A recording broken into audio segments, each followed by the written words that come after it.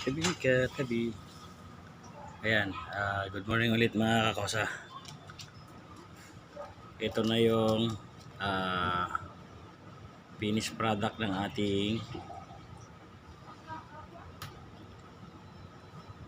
ram pump. So, ayan. Bali, ito yung kanyang delivery pipe, drive pipe. Dito manggagaling yung drive pipe galing doon sa water source natin. So ito naman yung delivery valve. Dito naman natin ilalagay yung delivery pipe paakyat doon sa bundok. Ito yung ating pressure tank.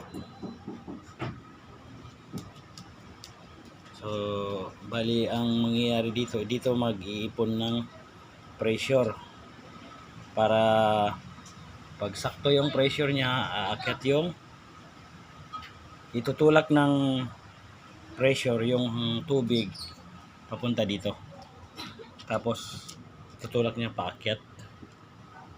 Bali ito naman yung ating waste valve. Yan, so ganyan lang po kasimple, very simple mechanism, pero napakalaking bagay po ito sa mga mga kababayan natin na gustong magkaroon ng tubig sa bundok o dun sa kagaya po sa amin, mahirap po mag-igib ng tubig pahon sa bundok.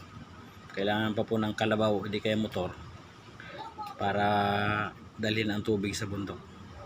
So ito na po yung nakita kong solusyon para malutasan na yung problema na yun.